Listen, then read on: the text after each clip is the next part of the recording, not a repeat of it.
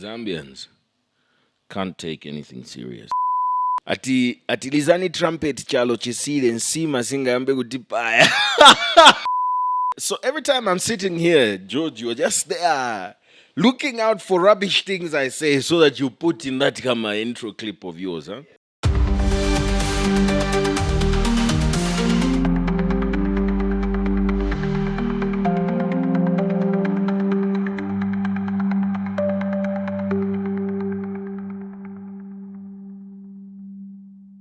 Ladies and gentlemen, boys and girls, welcome to Zambia. What a day. I'm so glad you're back here as we take a look at some of the stories that are making news. My name is Dingindaba Jonah Buyoya. Yesterday, I had a bit of a conversation with someone, and sorry, I got distracted by the news, but I was in a conversation with someone yesterday, and they were saying that if that's how you're going to be doing the news throughout all the seasons of Zambia What a Day, then you're sure that you have one viewer at least every day, and that's him. Because he said that he gets kind of bored when he's watching the news. And I find it interesting because from here, I'm going to read the news. And it's literally the same guy that's reading the news. But I also agree, I'm kind of a bit more of myself here than the very traditional news anchor in the main news bulletin. But these are the headlines. So what's coming up in our podcast? Also, we had a bit of an upgrade yesterday with a tablet, but it was so inconveniencing for me because I had to start scrolling and I had to lose my thoughts and all of that. So we're back in business. You know, paper. It's a bit of a regret because I should be helping to save the globe. But this is recyclable. Paper is just like, yeah, awesome. And I always love to recycle the paper. And, just...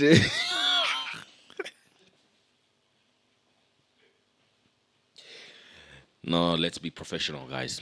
Let's be professional. That's wrong. So aflatoxins are still making news, and the story is only getting bigger. The different stakeholders are calling on government to name the milling companies that are withdrawing their maize off of the market, their milling meal off of the market. A very sad story of a 13-year-old girl who died after a mine collapsed on her in Mapatizia. And we'll get into detail. This is an issue of illegal mining. And then this story, well, thank goodness nobody died, but emergency landing in a cesspool. It's... Oof. And we'll also talk about cattle theft. It's becoming a big problem. Let's get straight into this. We've been talking about this story on every day of this podcast this week, and we're not going to stop because it's a very, very big story for us to cover. We uncovered the aflatoxin scandal in Mealie meal and dog food last week after investigations, and now stakeholders are demanding that government names the Mealie meal brands containing aflatoxins. The consumers are describing government silence as inhumane and an act of terrorism to the people. Former Agriculture Minister Edith Nawakwi has called on President HH to intervene into the matter as it involves human life. And Patriotic Front Secretary General Raphael Nakachinda has challenged authorities on how many people have consumed Mealie meal with the aflatoxin. We are now going to take a look at this story that we did. It is with great concern that I address the nation today regarding detection of 11 aflatoxin levels in selected maize meal sold on the Zambian market. Several well-known brands of maize meal have allegedly been taken off supermarket shelves in Zambia after a warning about unsafe levels of a poisonous substance known as aflatoxin that has resulted in the death of over 400 dogs. This has led to widespread concern as maize is the country's main staple food. What is more worrying is the government's silence to name the Mealie meal brands involved. But look, when they say aflatoxins, it means that people are grinding rotten maize. If the pigs can't eat it, human beings can't eat it. That's the way it works. If it has aflatoxins, not even pigs can eat it. So it needs to be withdrawn from the market, and they need to take public responsibility If the ministers are not able to do that, let the president take personal responsibility and withdraw the contaminated mealie meal from public consumption, because it is an offense, it's a heinous crime. If hogs can't eat it, human beings can't eat it. That's why you do it. If it was manufactured in Mugubu, to say that it's in a Wakwi meeting, name it so that people can stop. Warn people. How do we know? We must buy 3 bags, 10 bags of mealie meal and start sampling it. Which millers of mealie meal brands that have contaminated mealie meal? Wampoto asiga. Je degujitika nchakuti muchima orede kutwambira. Guti mamiras vagaya busu buli contaminated. Mbaba, ababa, so that Mazambians valege inoso gulabu ya busu. Nora Small has other 9 dogs dying after consuming mealie meal that contained aflatoxin. She shares her reaction and the response by the government on the matter through a press briefing held on Tuesday, August 20th, 2024. Yes, I believe that the government is betraying and endangering lives due to the fact that measures can be taken in avoidance of endangering lives. I also believe that in order to keep my fellow Zambians safe, the companies should be named to stop the flow of the contaminated mealie meal in the market. For other consumers, the situation is all confusing, as it is difficult to be sure that all maize products that remain on sale are safe. Yes, we have been told that we have there's a certain chemical in our mealie meal which we are eating, and it affects our liver. And we have been not told the source, so that we know where to buy the right mealie meal. So that's very much a concern we have. For now, authorities say more tests are being carried out to ascertain how widespread the poisoned mealie meal was applied. Govt'S Jonah, Tamo News. So Diamond TV carried out an investigation, and this investigation led to the Minister of Health, Elijah Muchima, confirming the presence of aflatoxin in 10 mealie meal brands, and this has resulted in the death of over 400 dogs. And you know, people are calling on the government to name these brands. And, you know, I guess we've also been saying that on this podcast. We've also been saying that throughout this coverage of this story. And I guess I was just waiting for the time when the politicians are going to jump on the bandwagon. But I think that the voice of the people is pretty loud also, because people have spoken about this.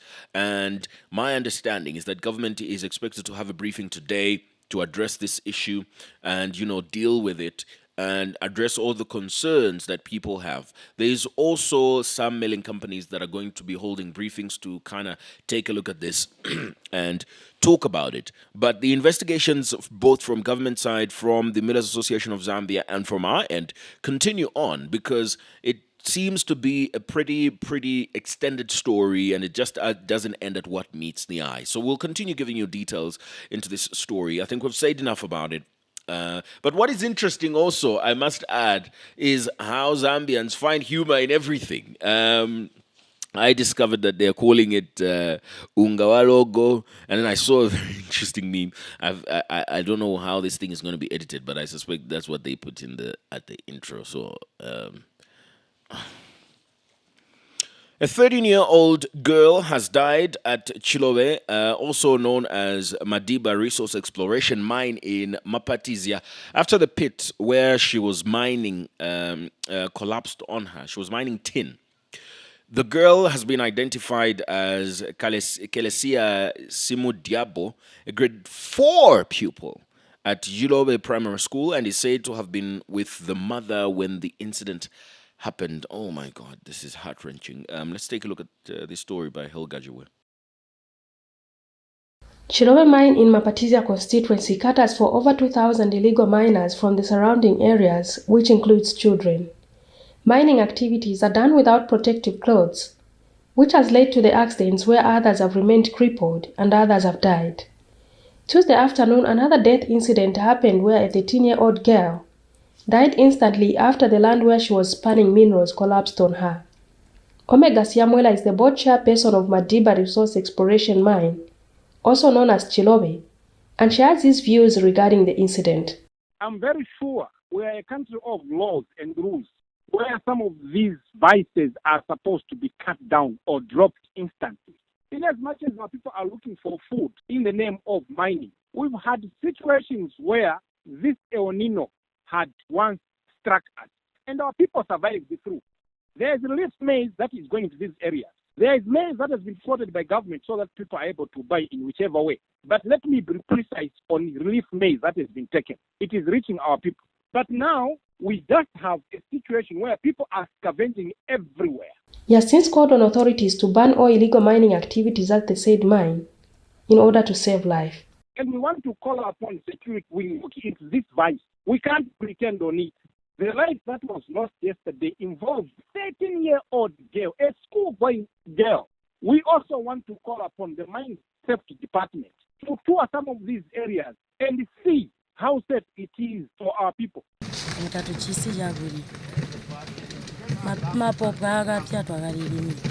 Batutorere yokwa naja 3 months no kupamali kwa ya 2 minutes ya mutu kwese no mafumende turangira abaro yana moto yandu idaja uri atagwe gatwabweza mbwembone tutwazudanga twabweza abana bitatu janeja uri jagu yosanisi yabe abari ngenda. But what are the views of the mine by the local leaders in the district? Zimba District Commissioner is Robson Mulamfu. At Chilobe, there are a lot of people who are mining illegally. There are hundreds and hundreds of people there. Now as government, our position is that we need to restructure the mines and formalize them. And we feel this can be done if those cooperatives have the licenses and the would-be investors partner with the local people there. Meanwhile, in another sad development, an 8-month-old baby girl of Hamatuba village in Kotakota ward of Gwembe district in southern province has died after being attacked by crocodile when the mother was bathing her along the shores of Lake Kariba. According to Kotakota ward councillor Edward Gama, only half of the baby's body was retrieved as the other half was eaten by a crocodile. Wildlife Department has not issued a statement in the matter, but burial has taken place. Heo Gachiwe, Damo News in Southern Province. Yeah, so very unfortunate situation. And just a couple of weeks ago, I did talk about how illegal mining is a big problem and a lot of the people being used are children. And we also talked about how, we need to take responsibility as the older people in the country and, take responsibility. I mean, I'm not saying the elders, but, the adults in the country, we need to take responsibility and stand up for children because a lot of them don't know any better. And, a lot of them go to these places in the context of their own families, right? But I think that as parents, if you've got a 13-year-old girl who's in grade 4 and you take her to an illegal mine, the consequence is pretty evident that it's really, really risky. People die from this. That's why people invest millions of dollars. Mines invest millions of dollars in ensuring that their operation is safe for people. Because, imagine taking the accountability of your own child's death in this kind of situation. You are there with your child and the thing collapses on your child. Heart-wrenching. And what is worse about this is that this specific mine is reported to have recorded a lot of accidents of this nature. And unfortunately,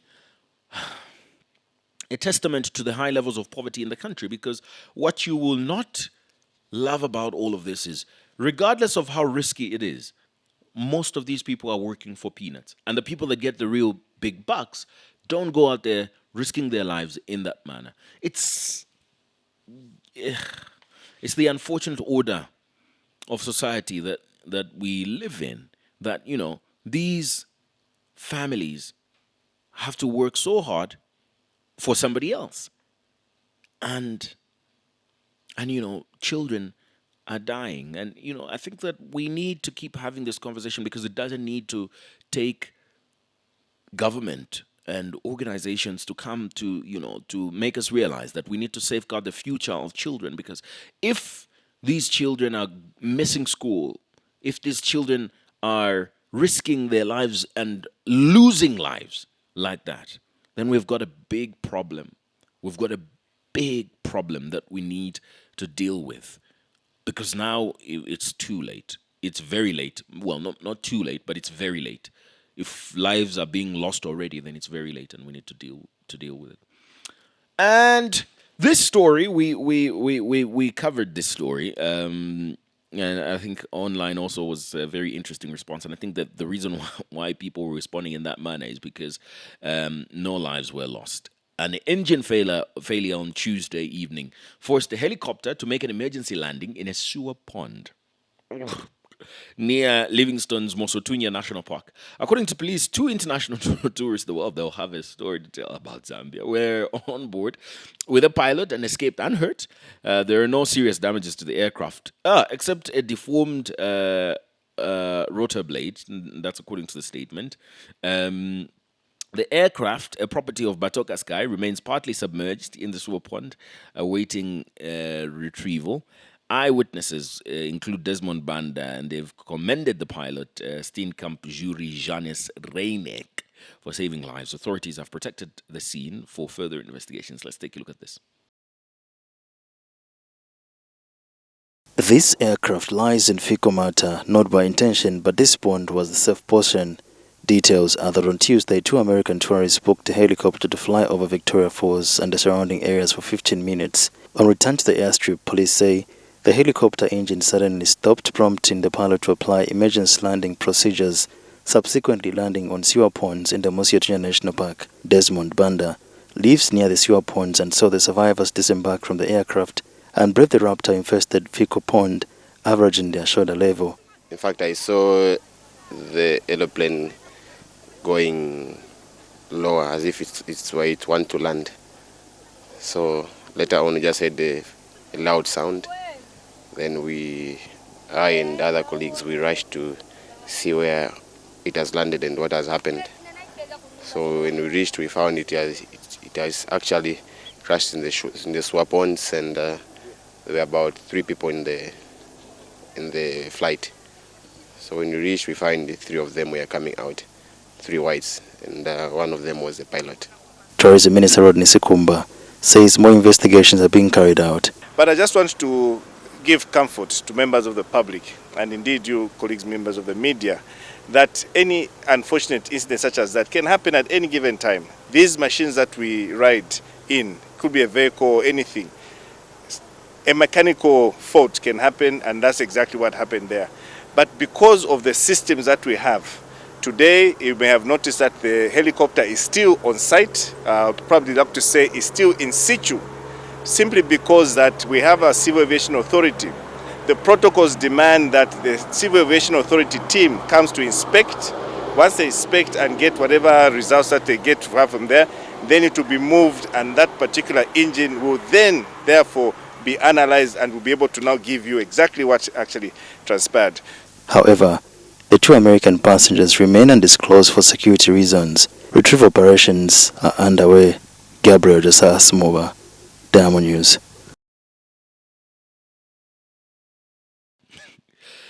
Now just imagine it's your first time in Zambia. Man. There's a lot of puns out of this, There's a lot of puns. There's a lot of, except a lot of them include a cuss word. So I don't know how to go about this, but it's very, very sticky situation. Very, very sticky situation. It's just, it's just, what a mess. I can imagine. I can't imagine waiting for rescue in a pool of feces. It's incredible. So did they swim out? I mean, I think they were happy to be alive because, one of the things even just turbulence on an aircraft gives you goosebumps because, if it's just one of those, you're kind of, it's okay. You're going to continue taking your coffee and your wine or whatever. But when it does this, and then the pilot says, cabin crew, please take your seats. Like, what do you mean, please take your seats? We have 8 hours left of this flight. That doesn't sound good. And, you kind of start saying your last prayer. But I can imagine in a helicopter. Ooh, I'm happy they're okay. And, I think all of us can agree that, they really needed a good warm bath. At that point, they were kind of desperate, and they needed probably without electricity. It wasn't warm; it was just a bath, and bath nonetheless, and a lot of deodorant. Cattle farmers in Mongo district are not happy with the rise in stock theft in the district. The farmers, however, feel that the police have not been of much help in curbing the growing crime. According to police, between January and August, the province has lost cattle worth 1 million kwacha through theft. Details in this report. Now, the cattle farmers in Mongo district of Western Province have raised concerns over the rampant cases in stock theft and the reluctance of police in making arrests when the theft reports are brought to their attention. Cattle restaurants. It has come to our attention and the realization that these cattle restaurants are not only alone in the stealing of animals, but they are conniving with the police. Because one, we have realized that the communications of the clearing of animals which are slaughtered in the bush, the police is also involved. Mr. Kenneth Mavuku says some thieves were arrested but released within the shortest period of time. Some thieves stole my 2 oxen. Luckily, those animals were found, and even the thieves themselves were caught. But to my surprise, this Saturday, those people were released on the police bond, purporting that the cells are full. Meanwhile, the Western Province Commissioner of Police had this to say when approached for a comment. Now, I wish to inform the public that theft of stock is a bailable offense, and by law, we are not allowed to keep suspects for more than 48 hours. We are supposed to charge them, after which we are supposed to grant them police bond. And going by the concerns of the Cattle Farmers Association of Zambia, I wish to confirm that we have made a few changes in the offices that investigate these cattle thefts. He has furthermore revealed that between January and August 2024, 82 stock theft cases were reported and that 62 arrests have been made so far. For Diamond News, Christine Musole. Steelers. Cattle is wealth, and it's like a big deal in Zambia. It should be a big deal because a lot of people have it's like how people invest their money in like real estate. Some people invest their money in the cattle because that's their wealth. And these cattle rustlers are a big problem in these parts of the country, and losing that much money is unfortunate. And that's why they take it very seriously when they find cattle rustlers, because it takes a bit of time for those things to grow and for you to grow them to those large numbers and then just stealing them. And it means that the problem is pretty big, because if you're talking about between January and August this year, cattle worth 1 million kwacha has been stolen. That's insane. And it needs to be dealt with. Let's wrap up our podcast. Mtendere residents have expressed anger with the named bar, which has continued to play loud music during late hours against the council directive. In an interview with Diamond News, the residents have revealed that the named bar since 2019 has been playing loud music from 22 hours to about 04 in the morning, causing public nuisance to nearby residents and affected the school-going children. One of the affected, Mary Banda, has further revealed that the said named bar has become a hub for criminal activities. A check by Diamond TV has revealed that in the early hours of Wednesday, some criminals had broken into a nearby house. Let's take a look at this.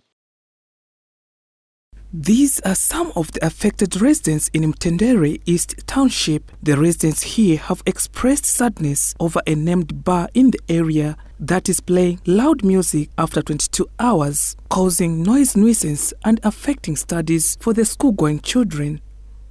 So pali ndo nthawi vana vavutika kuverenga magrade 9 avafunika kuverenga but chibyaulo ichi ni usiku na muzuwa akawalala vali pamene apa fulu bomenyana ni kumenyana kuviumba uku kukacha kuseni vimutundo munga kaya munga vatilira garden tavutika mvera ko chabe tilibena koenda kukanso kwamene kuti naendako kulibena chamene chinachitikapo lo chimozi. The residents have also expressed concern over increased criminal activities in the area.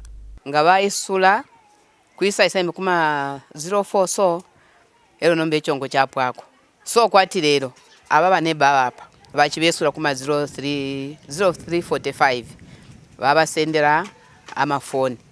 A check by Diamond News revealed that in the early hours of Wednesday, unknown criminals broke into one of the houses nearby and went away with 2 phones all valued at 3,500 kwacha. Ma problems yana paka pamene ina bura cheba. Ma problems yana paka. Sometimes mapeza ma blood yalipanja so chabe. Ngani lero mwandi watingenera mu nyumba. Batibera mafoni abiri benzo funo notenga drama. So manje tutachoka fast nje pamene bataba. It is alleged that the matter has for several times been reported to relevant authorities and no action has been taken. So if nomba twachula okufuma mu 2019 kufika lelo nomba ifoto ameneka kwatita twakwata ba government kali kwatita abakutulandirako. And when contacted for a comment, Lusaka City Council expressed ignorance over the matter, adding that the council will quickly move in and ensure that the matter is resolved. Council will quickly move in to follow the situation and see what really is happening there, because when one is given a directive to stop playing loud music beyond 22 hours, the directive is supposed to be followed, because it is by law that nobody is supposed to play loud music beyond 22 hours. For now, the residents here want the authorities to come in and help resolve the situation. Peter Zunda Jr., Diamond News.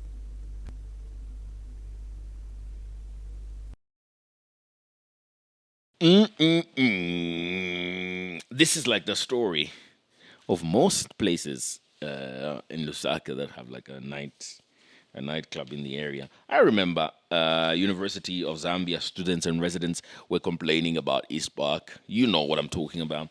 They couldn't sleep, and it was just so much noise. And I bet this is the story in Salama Park. You know, just living near a club. And it's a lot of noise. It's only funny if you go out. It's not funny when you're indoors and trying to catch some rest, and people, the drunkards are just very noisy. Because and if you've never been to a club, and this is for people that have never been out, the day you're going to go out, you'll have a shocker, because you go to a place, it's very loud, not only because of the music, but because everyone is talking over each other.